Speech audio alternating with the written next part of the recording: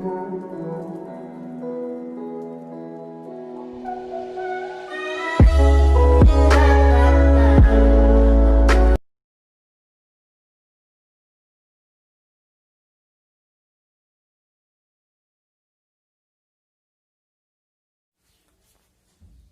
मित्रांनो, Shri academy of science याच्या video लेक्चर्समध्ये आपलं सहर्ष स्वागत आहे. इनहेरिटन्स अँड व्हेरिएशनचं हे दुसरं लेक्चर आहे. या दुसऱ्या लेक्चरमध्ये आपण पाहणार आहोत टर्मिनॉलॉजी युज्ड इन जेनेटिक्स. आता टर्मिनॉलॉजी युज्ड इन जेनेटिक्स किंवा या पॉइंटला जेनेटिक्स टर्मिनॉलॉजी असं म्हटलं जातं. म्हणजे जेनेटिक्स या ब्रांचमध्ये कुठल्या कुठल्या टर्मिनॉलॉजी वापरल्या जातात ह्या सर्व टर्मिनॉलॉजी आपल्याला ह्या व्हिडिओमध्ये कव्हर करायच्या आहेत. ह्या जेनेटिक टर्मिनॉलॉजी समजल्याशिवाय तुम्हाला जेनेटिक्समधल्या कन्सेप्ट ह्या समजणार नाहीत. जर तुम्हाला जेनेटिक्समधल्या कन्सेप्ट समजून घ्यायच्या असतील तर तुम्हाला जेनेटिक टर्मिनॉलॉजी या समजून घेणं अत्यंत महत्त्वाचं आहे. ह्याच्यातली मित्रांनो पहिली जेनेटिक टर्मिनॉलॉजी आहे ती म्हणजे कॅरेक्टर. कॅरेक्टर म्हणजे काय? फीचर्स ऑफ दी ऑर्गॅनिझम्स, म्हणजे एखाद्या ऑर्गॅनिझमचं फीचर्स सांगणं त्याला आपण काय म्हणणार आहे? Character. So what is mean bye character? Features of the organisms. एखाद्या ऑर्गॅनिझमचं फीचर्स सांगणे म्हणजे काय सांगणे मित्रांनो? तर कॅरेक्टर असं सांगणे. For example height of the stem, हे काय झालं? कॅरेक्टर. किंवा हाईट ऑफ द प्लांट, हे काय झालं? कॅरेक्टर. असे आपण अनेक एक्झाम्पल घेऊ शकतो मित्रांनो. त्याच्यामध्ये तुम्हाला stem height, seed colour, seed shape, seed pod colour, pod shape, flower positions, flower colour, असे वेगवेगळे आपण कॅरेक्टरिस्टिक्स घेऊ शकतो. हे झालं कॅरेक्टरिस्टिक्स. दुसरी जी टर्मिनॉलॉजी आहे मित्रांनो ती म्हणजे ट्रेट. ट्रेट म्हणजे काय? तर an inherited character and its detectable variance. म्हणजे काय? तर अनुवंशिकतेमधून एका जनरेशनमधून पुढच्या जनरेशनमध्ये येणारं कॅरेक्टरिस्टिक्स आणि त्याचे दोन डिटेक्टेबल व्हरायन्ट्स. फॉर एक्झाम्पल आपण एक इनहेरिटेड कॅरेक्टर घेतलं हाईट ऑफ द स्टेम. त्याचे दोन ट्रेट आहेत मित्रांनो. पहिला ट्रेट आहे एक तर ते हाईट ऑफ द स्टेम ह्या कॅरेक्टरिस्टिक्समध्ये दोन ट्रेट्स असतील किंवा त्याचे दोन डिटेक्टेबल व्हरायन्ट्स असतील. पहिला म्हणजे टॉल आणि दुसरा म्हणजे डॉर्फ. टॉल म्हणजे उंच आणि डॉर्फ म्हणजे ठेंगू. म्हणजे कॅरेक्टर जर घेतला आपण हाईट ऑफ द स्टेम तर त्याचं ट्रेट कुठलं येणार आहे? तर tall and dwarf. The third genetic terminology is the factor. Factor म्हणजे काय म्हटलंय बघा, it is a unit of heredity. Factor म्हणजे युनिट ऑफ हेरिडिटरी आहे. हेरिडिटरीचं ते एक युनिट आहे. आणि काय म्हटलंय बघा, it is a particle which is responsible for the inheritance and expression of characteristics. असं पार्टिकल आहे जो पार्टिकल रिस्पॉन्सिबल आहे. कशासाठी रिस्पॉन्सिबल आहे? Inheritance and expression of characteristics. म्हणजे एखादं कॅरेक्टर एका जनरेशनमधून पुढच्या जनरेशनमध्ये ट्रान्समिट करण्यासाठी आणि ट्रान्समिट झाल्यानंतर त्या जनरेशनमध्ये म्हणजे ज्या जनरेशनमध्ये ते कॅरेक्टरिस्टिक्स आलेलं आहे त्या जनरेशनमध्ये ते कॅरेक्टरिस्टिक्स एक्सप्रेस होतं. याच्यासाठी रिस्पॉन्सिबल असणारा जो पार्टिकल आहे त्याला म्हटलं जातं फॅक्टर. ओके.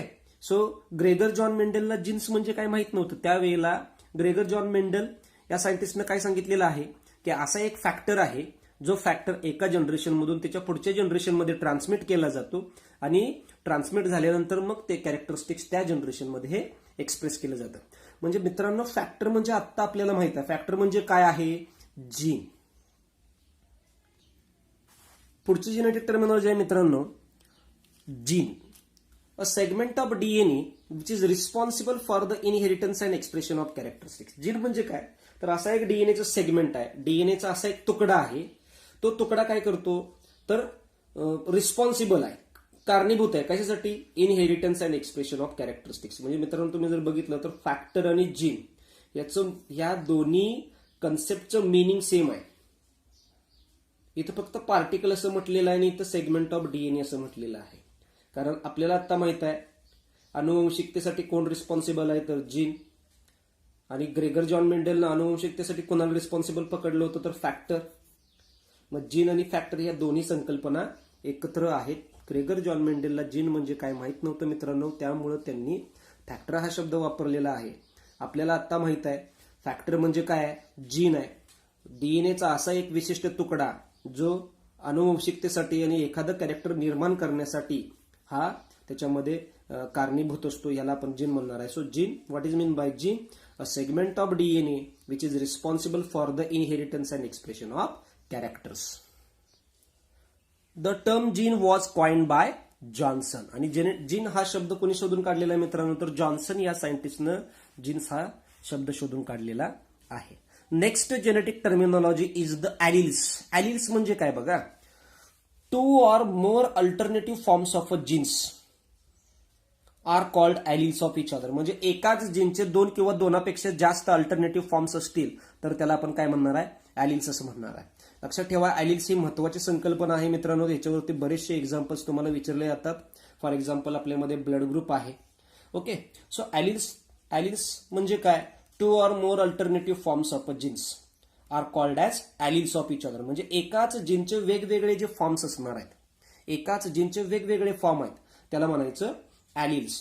आणि हे जे ॲलिल्स असतात ते सेम होमोलॉगस क्रोमोझोम्स वरती असतात. म्हणजे होमोलॉगस क्रोमोझोम वरती सेम लोकस वरती असतात. म्हणून म्हटलेलं आहे they occur same loci on homologous chromosome.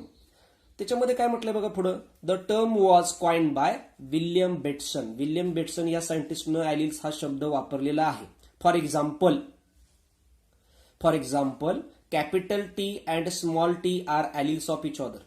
Capital T आणि स्मॉल टी हे जे आहेत ते एकमेकांचे ॲलिल्स आहेत का? फॉर एक्झाम्पल असं आपण पकडूया की एक जीन आहे जो height of the plant derive करणार आहे. म्हणजे असा एक जीन आहे जो हाईट ऑफ द प्लांट हे डिराईव्ह करणार आहे. आणि height of the plant derive करत असताना त्याचे 2 ॲलिल्स असणार आहेत. म्हणजे हाईट ऑफ द प्लांटचे 2 ॲलिल्स असणार आहेत.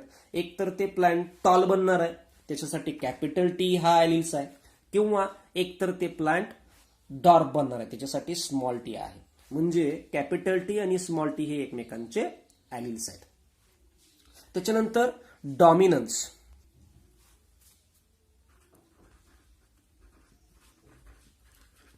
डॉमिनन्स जर स्टडी करायचं असेल तर बघा मित्रांनो, आपल्याला क्रॉस माहित पाहिजे. पहिल्यांदा आपण पॅरेंट्स घेऊया. पॅरेंट्समध्ये female is crossed with male. त्याच्यानंतर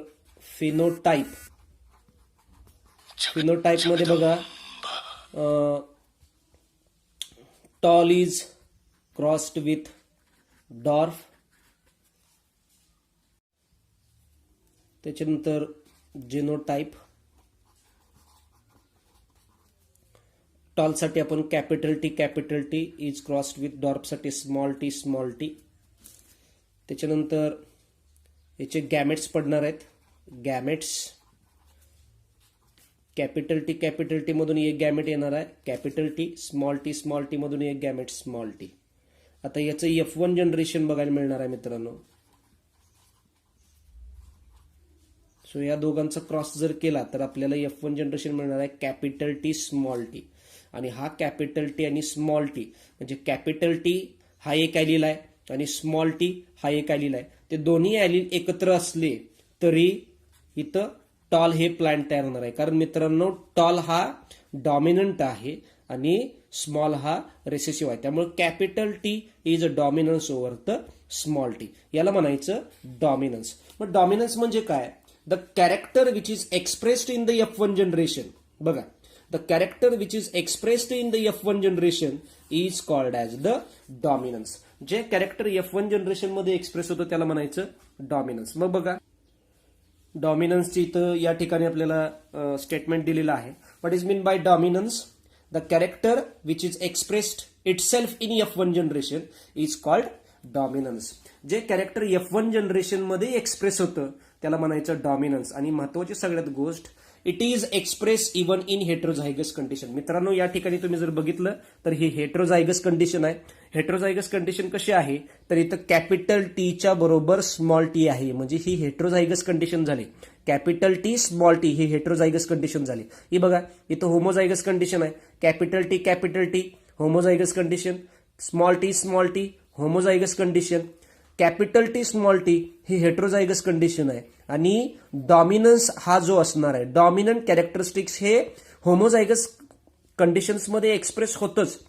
इव्हन ते हेट्रोझायगस कंडिशन्समध्ये सुद्धा मित्रांनो एक्सप्रेस होणार आहे, लक्षात ठेवायचं. म्हणून म्हटलेलं या ठिकाणी it is express even in heterozygous conditions.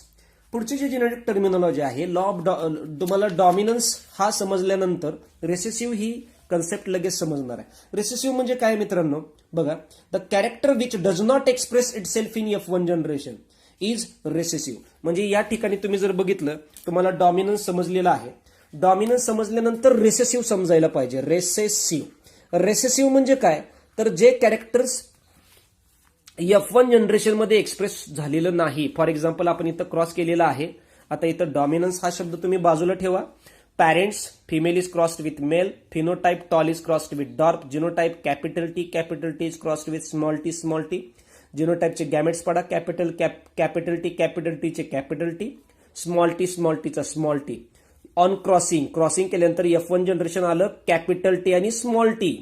Capital T आणि स्मॉल टी एकत्र राहून इथं काय तयार झालेलं मित्रांनो, टॉलनेस. म्हणजे टॉल हे कॅरेक्टर काय झालं, डॉमिनंट, आणि डॉर्फ कॅरेक्टर इथं सप्रेस झालेलं आहे.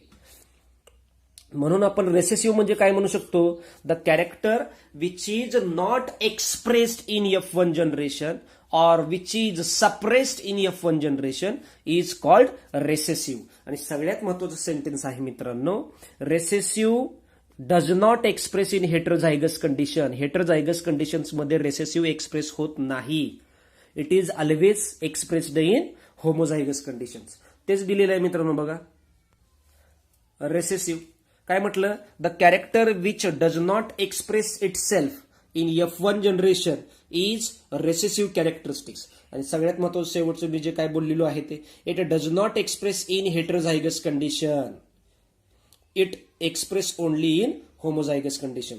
हेट्रोझायगस कंडिशन्समध्ये तो एक्सप्रेस होत नाही, कारण मित्रांनो रिसेसिव्ह हे कॅरेक्टरिस्टिक्स जे आहे ते F1 जनरेशनमध्ये सप्रेस होतं, त्यामुळे हेट्रोझायगस कंडिशन्समध्ये ते एक्सप्रेस होत नाही. ते फक्त होमोझायगस कंडिशन्समध्ये एक्सप्रेस होणार आहे. पुढची जी जेनेटिक टर्मिनॉलॉजी आहे ती genetic terminology number 8, reciprocal crosses. Reciprocal crosses म्हणजे काय बघा, आपण क्रॉस करूया. पहिला मी क्रॉस करतोय, क्रॉस, त्याच्यामध्ये मी पॅरेंट घेतलेत, पॅरेंट्स मध्ये बघा, female is crossed with male. त्याच्यानंतर फिनोटाइप घ्या, फिनोटाइपच्या ठिकाणी मी फिमेल म्हणून टॉल घेतोय आणि मेल म्हणून मी डॉल्फ घेतोय. टॉल आणि मेल म्हणून डॉर्फ घेतोय.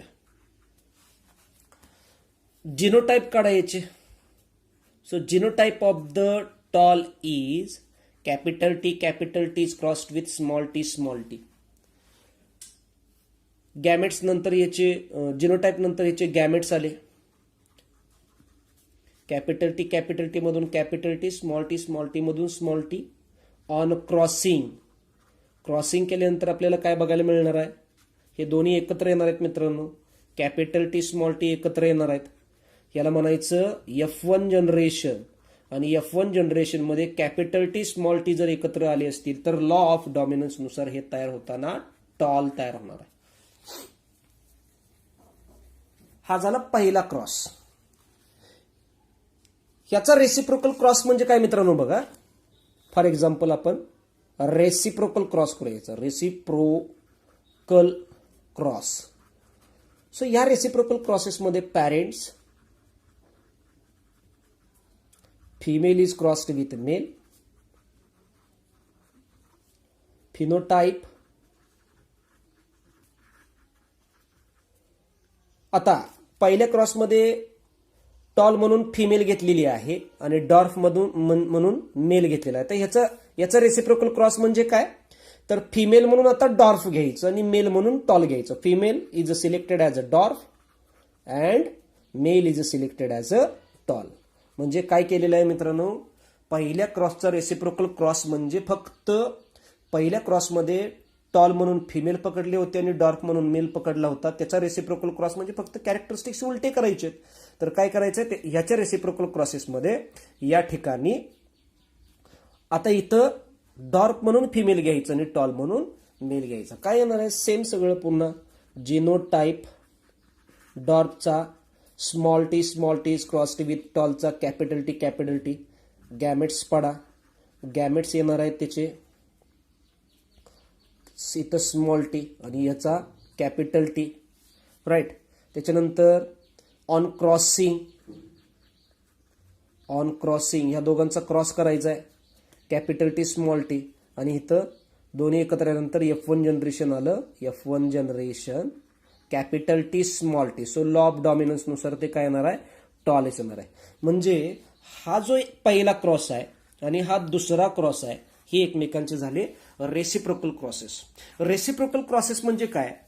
तर अ पेअर ऑफ क्रॉस, दोन क्रॉसेस आहेत, दोन क्रॉस आहे म्हणजे पेअर झाली ना. So pair of crosses involving male of first type and female of second type, असा पेअर ऑफ क्रॉसेस आहे. हे दोन झाले ना, दोन क्रॉसेस आहेत त्यामुळे पेअर असं म्हणायचं आहे. Okay. So a pair of cross involving male of first type and female of second type, then male of second type and female of first types. समजलं काय मित्रांनो? या पद्धतीनं. त्यामुळे बघा रेसिप्रोकल क्रॉसेसचं तुम्ही जर स्टेटमेंट जर बघितलं तर a pair of crosses involving male of one type and female of second type, then male of second type and female of first type, हे झाले एकमेकांचे रेसिप्रोकल क्रॉसेस. आणि लक्षात ठेवायचं रेसिप्रोकल क्रॉसेसचा जो रिझल्ट आहे F1 जनरेशनचा तो सेम असणार आहे मित्रांनो. तिथं तुम्हाला क्रॉसेस करत बसण्याची गरज नाही. पुढची जी जेनेटिक टर्मिनॉलॉजी आहे मित्रांनो, genetic terminology number 9, phenotype. Phenotype म्हणजे काय? External appearance of an individual for any trait is called phenotype. Phenotype म्हणजे काय? तर एखाद्या सजीवाचं, इंडिव्हिज्युअल म्हणजे सजीव किंवा एखादा ऑर्गॅनिझम्स पकडूया, त्याचं एक्सटर्नल अपीअरन्स, एखाद्या सजीवाचं बाह्य रूप सांगणे म्हणजे काय सांगणे, तिथं त्याचा फेनोटाइप सांगणे. ओके. सो फेनोटाइप म्हणजे काय? External appearance of an individual for any trait is called phenotype. Okay. For example इथं दिलेलं आहे बघा. For example tall and dwarf हे दोन फेनोटाइप आहेत. जे प्लांट दिसायला टॉल आहे त्याला आपण टॉल म्हणणार आहे, आणि जे दिसायला शॉर्ट आहे त्याला आपण डॉर्फ असं म्हणणार आहे. म्हणजे टॉल अँड डॉर्फ म्हणजे काय सांगितलं आपण मित्रांनो? त्याचे फेनोटाइप सांगितले. The next genetic terminology is the genotype. Genotype म्हणजे काय? तर जेनेटिक मेकअप एक्सप्लेन करायचं आहे. So it is the genetic makeup of an individual for any trait. Phenotype म्हणजे एक्सटर्नल अपीअरन्स सांगायचं आहे आणि जिनोटाइप म्हणजे जेनेटिक मेकअप सांगायचं आहे.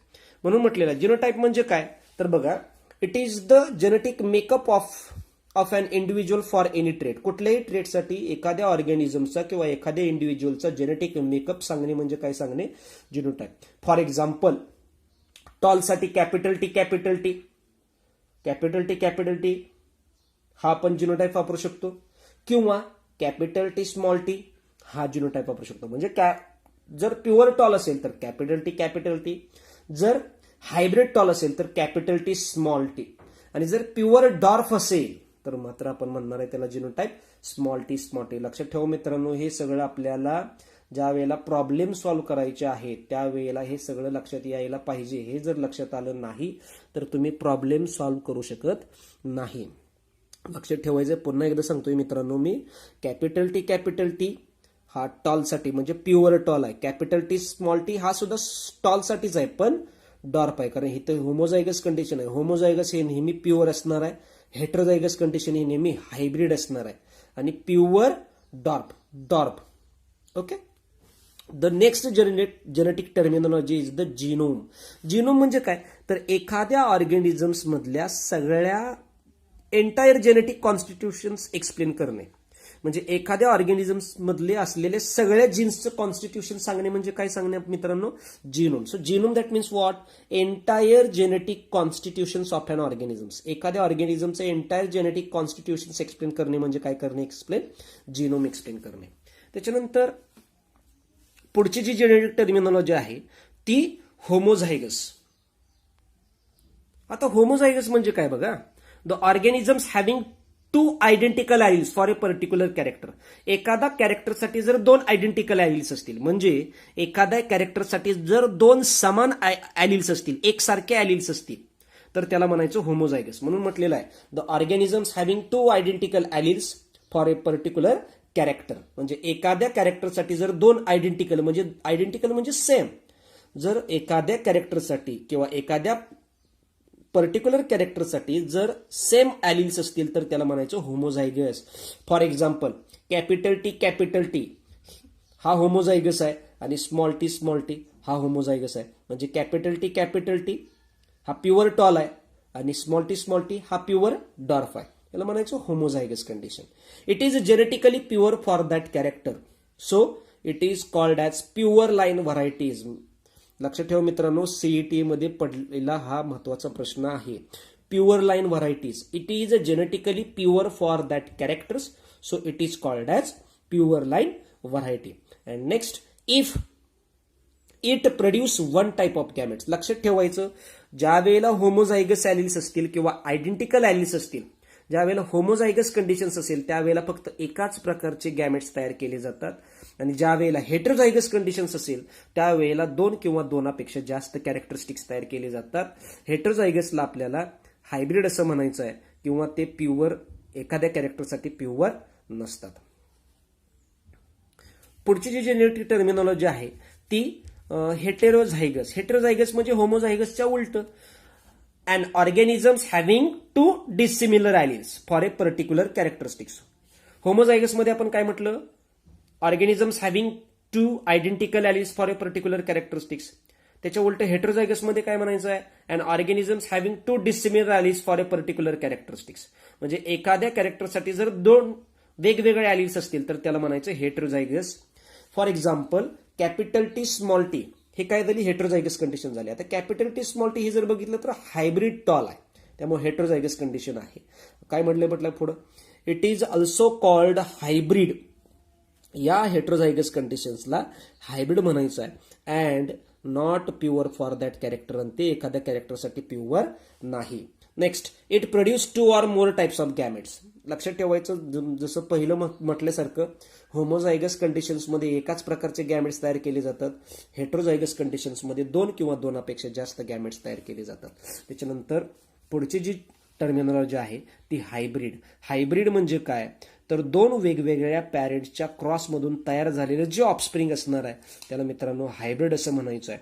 म्हणजे लक्षात ठेवा, तुम्ही जर रिप्रोडक्शन्समध्ये जर बघितलं तर रिप्रोडक्शन्समध्ये ज्या वेळेला असेक्शुअल रिप्रोडक्शन्स होणार आहे किंवा व्हेजिटेटिव्ह रिप्रोडक्शन्स होणार आहेत, किंवा ज्या रिप्रोडक्शन्समध्ये फक्त एकच पॅरेंट इन्व्हॉल्ड असणार आहे त्याच्यामध्ये जे आपण एखादा कॅरेक्टर्स असं म्हणणार आहे ते प्युअर असणार आहे. लक्षात ठेवायचं, म्हणजे ज्या रिप्रोडक्शन्समध्ये ज्या क्रॉसेसमध्ये, क्रॉसेस असं आपण इथं म्हणू शकत नाही, पण ज्या रिप्रोडक्शन्समध्ये एकच पॅरेंट इन्व्हॉल्ड असणार आहे ते मात्र प्युअर असणार आहे. आणि एकच पॅरेंट हा नेहमी क्लोन्स तयार करणार आहे मित्रांनो. म्हणजे असेक्शुअल रिप्रोडक्शन्समध्ये किंवा व्हेजिटेटिव्ह रिप्रोडक्शन्समध्ये क्लोन्स तयार केले जातात आणि सेक्शुअल रिप्रोडक्शन्समध्ये मात्र हायब्रिड्स तयार केले जातात. लक्षात ठेवा मित्रांनो, पुन्हा एकदा सांगतोय मी, असेक्शुअल रिप्रोडक्शन्समध्ये किंवा व्हेजिटेटिव्ह रिप्रोडक्शन्समध्ये क्लोन्स तयार केले जातात, कारण एकच पॅरेंट इन्व्हॉल्ड असणार आहे. नीटमध्ये हा पडलेला प्रश्न आहे, सगळ्यात सोपा प्रश्न आहे मित्रांनो. लक्षात ठेवा, असेक्शुअल रिप्रोडक्शन्समध्ये किंवा व्हेजिटेटिव्ह रिप्रोडक्शन्समध्ये एकच पॅरेंट इन्व्हॉल्ड असतो, त्यामुळे क्लोन्स तयार केले जातात. आणि सेक्शुअल रिप्रोडक्शन्समध्ये दोन पॅरेंट इन्व्हॉल्ड असतात, त्यामुळे तिथं सगळे जे हायब्रिड्स तयार केले जातात. मग हायब्रिड्स म्हणजे काय, so it is obtained from cross between parents of different जिनोटाइप्स. दोन वेगवेगळे पॅरेंट्स दोन वेगवेगळ्या जिनोटाइप्सचे घेतले आणि त्यांचा जर क्रॉस केला तर आपल्याला हायब्रिड तयार मिळणार आहे. फॉर एक्झाम्पल आपण बघितलेलं आहे, F1 जनरेशन हे टॉल अँड डार्क मधून तयार झालेली F1 जनरेशन ही capital T small t tall plant तयार करतं, पण ते कसं आहे मित्रांनो, हायब्रिड आहे. पुढची जी जेनेटिक टर्मिनॉलॉजी आहे, genetic terminology number 15, पुन्नेट square or checker board. पुन्नेट square or checker board पुन्हा एकदा सांगतोय मी,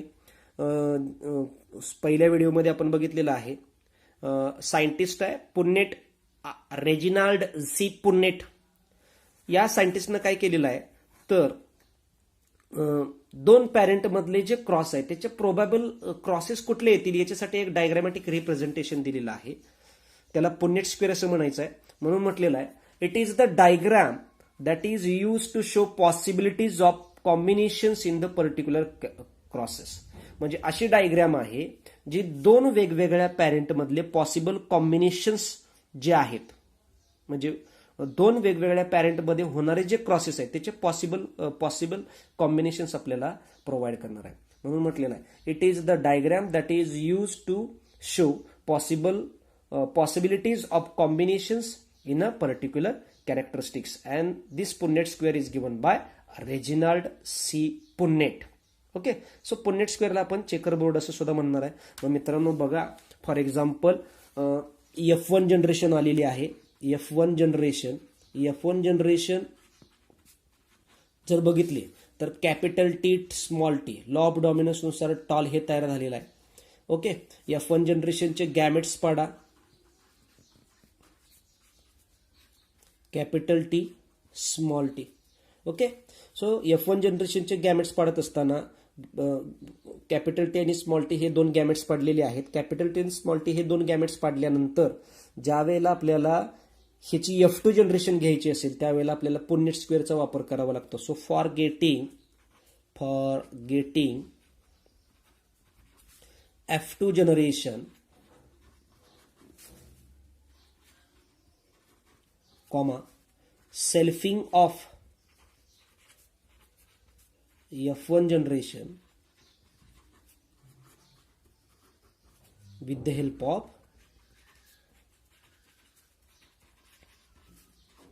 checkerboard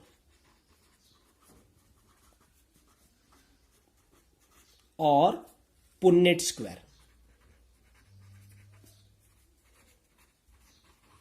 बघा गॅमेट्स किती आलेत मित्रांनो 2.